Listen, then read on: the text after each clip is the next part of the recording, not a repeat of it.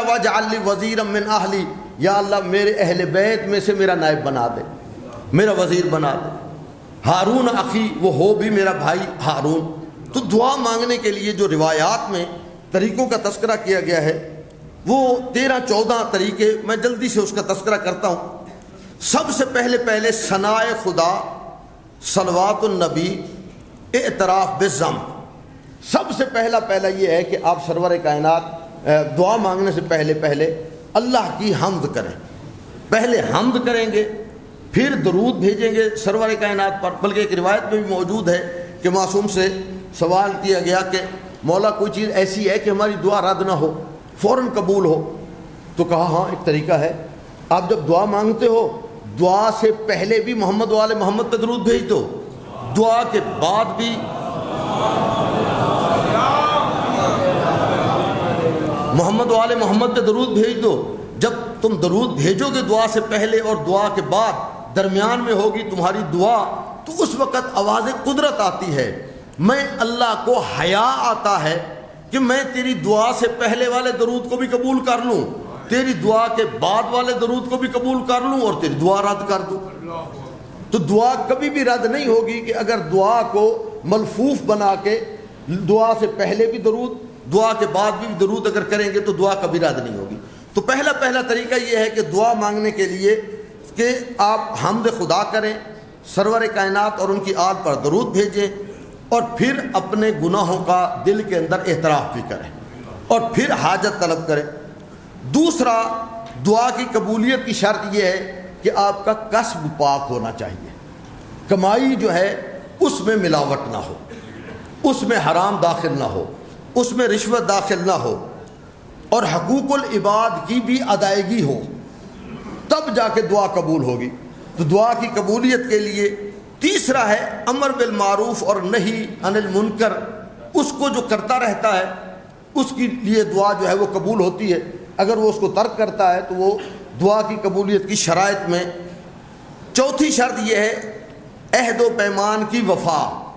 اگر کسی سے وعدہ کرتے ہیں، کسی سے کوئی بات کرتے ہیں، عہد کرتے ہیں، تو جب تک اس عہد کو آپ پورا نہیں کریں گے تو آپ کے لیے جو ہے وہ دعا قبول نہیں ہوگی۔ یہ شرط ہے دعا کی۔ پانچواں معرفت خدا، جب تک معرفت خدا نہیں ہوگی کسی صورت میں بھی ہماری دعا جو ہے وہ قبول نہیں ہوگی۔ اخلاص، خلوص قلب، حضور قلب ہونا ضروری ہے۔ عمل کے بغیر دعا اس کا کوئی فائدہ نہیں ہے۔ نماز پڑھتے نہیں ہیں، عبادات کرتے نہیں ہیں، باقی کام نہیں کرتے ہیں، تو دعا کی قبولیت کی شرائط میں ایک یہ ہے کہ 100% پہلے عمل ہو پھر آپ جا کے دعا کریں۔ پوشیدہ دعا یعنی دل کے اندر دعا کرنا، علیحدہ سے دعا کرنا، غیروں کے لیے، دوسروں کے لیے، رشتہ داروں کے لیے چھپ چھپ کے دعا کرنا۔ دوسروں کو خود پر مقدم جاننا، جب بھی دعا مانگیں پہلے کہیں یا اللہ جتنے مرحومین اس علاقے کے ہیں انہیں معاف کر دے، پھر دعا کریں کہیں جی یا اللہ میرے مرحومین کو بھی ان کے صدقے میں جو ہے وہ معاف کر دے۔ محمد والے محمد پر صلوات، ائمہ کا وسیلہ،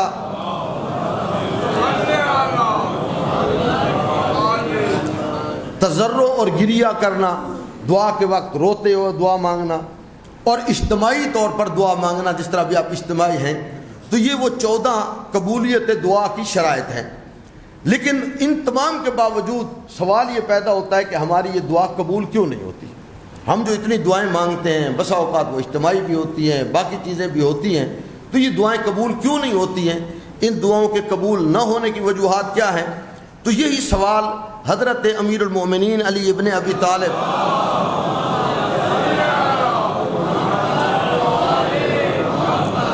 ان سے کیا گیا۔ یا علی، اللہ خود فرما رہا ہے ادعونی استجب لکم، مجھ سے دعا مانگو میں اللہ قبول کروں گا۔ یہ اللہ خود کہہ رہا ہے قرآن میں۔ پھر کیا وجہ ہے؟ ندعو فلا تجاب، ہم دعائیں مانگتے ہیں لیکن قبول نہیں ہوتی۔ امیر المومنین سے پوچھ رہا ہے یہ شخص کہ مولا کیا وجہ ہے؟ اللہ تو کہہ رہا ہے دعا مانگو میں قبول کروں گا، لیکن ہم تو دعائیں مانگتے ہیں اور دعائیں قبول نہیں ہوتی۔ تو امیر المومنین نے فرمایا اس کی وجوہات ہیں، ان قلوبکم خانت بثمان خصال، تمہارے دلوں نے 8 ایسی خیانتیں کی ہیں جن خیانتوں کی وجہ سے دعا قبول نہیں ہوتی۔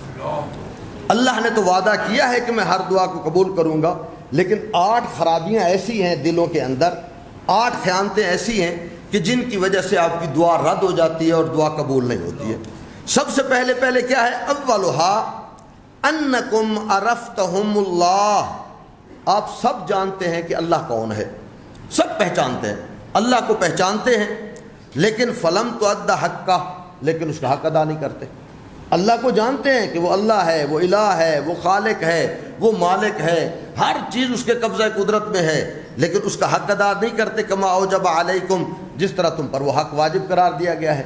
صرف زبانی کہہ دیتے ہو کہ ہم اللہ کو مانتے ہیں، لیکن اللہ کو ماننے کا مطلب یہ ہے کہ اللہ کے جو حقوق ہیں، حقوق اللہ، ان حقوق کی بھی ادائیگی ہونی چاہیے۔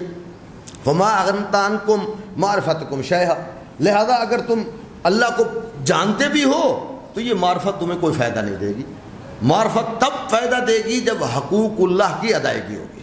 تو امیر المومنین نے پہلی خیانت یہ بتائی کہ ہماری دعائیں اللہ کے وعدے کے باوجود اگر قبول نہیں ہو رہی ہیں تو اس کی پہلی وجہ یہ ہے کہ اللہ کو پہچاننے کا تو ہم دعویٰ کرتے ہیں کہ جب ہمیں معرفت ہے، ہم لا الہ الا اللہ کہتے ہیں، ہم اللہ کو مانتے ہیں، اللہ ہمارا ایک ہے، فلاں ہے، لیکن حقوق اللہ کا تو ہم خیال نہیں کرتے۔ جب حقوق اللہ کا خیال نہیں کرتے تو پھر آپ کی دعائیں جو ہیں وہ قبول نہیں ہوتی۔ الثانیہ، دوسری وجہ کیا ہے، دوسری خیانت کیا ہے جو ہم سے ہوئی ہے؟ انکم آمنتم برسولہ، آپ سب رسول پر ایمان رکھتے ہیں، آپ مانتے ہیں سرور کائنات کو، کلمہ پڑھتے ہیں تو رسول اللہ کی رسالت کی گواہی دیتے ہیں، لیکن ثم خالفتہم سنتہ، لیکن جب نبی کی سنت کی بات ہوتی ہے تو اس کی مخالفت کرتے ہیں۔ اللہ کا رسول کہتا ہے کہ یہ کرنا ہے، آپ کہتے ہیں یہ تو بڑا مشکل ہے۔ وہ کہتا ہے ایسا کام ہونا چاہیے، آپ کہتے ہیں یہ تو نہیں ہو سکتا، تو ان کی سنت کی مخالفت کرتے ہیں۔ صرف سنت کی نہیں، وَأَمَّتْتُمْ شَرِيَّتَهُ، اور ان کی شریعت کو قتل کر دیتے ہیں، شریعت کا۔ حضرت امام حسین علیہ السلام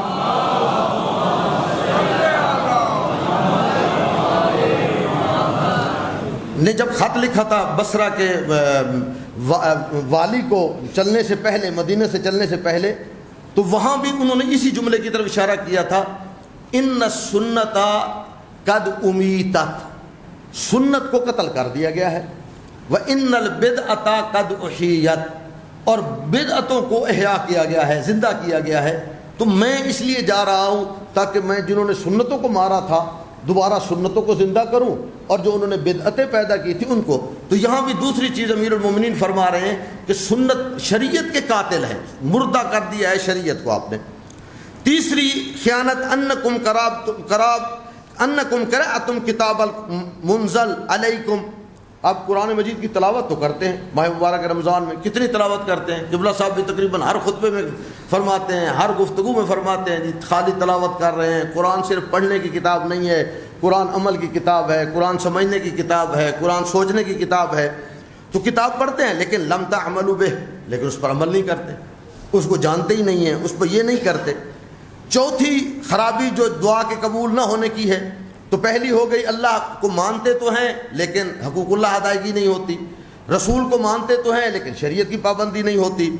چوتھا، انکم قلتم تخافون من النار، آپ کہتے ہو میں جہنم سے بڑا ڈر لگتا ہے، بڑا ڈر لگتا ہے، لیکن سارا دن وہ کام کرتے ہو جو جہنم میں لے جانے والے ہیں۔ کوئی کام ایسا نہیں کرتے کہ جو جہنم سے آپ کو، اگر آپ کو ڈر لگتا ہے تو آپ تو کم از کم وہ کام تو نہ کریں کہ جو آپ کو جہنم میں لے کے جا رہے ہیں۔ انکم اکلتم نعمت المولا فلم تشکروها، پانچواں، آپ لوگ جو ہیں وہ اللہ کی نعمتوں کو تو استعمال کر لیتے ہیں لیکن کبھی شکر ادا نہیں کرتے، کبھی اس کا شکریہ ادا نہیں کرتے۔ سابع ان اللہ امرکم بعداوت الشیطان، اللہ نے حکم دیا ہے شیطان سے دشمنی کرو، آپ کی شیطان کے ساتھ دوستی ہے، جو کام وہ کرواتا ہے وہ سارے کرتے جاتے ہیں۔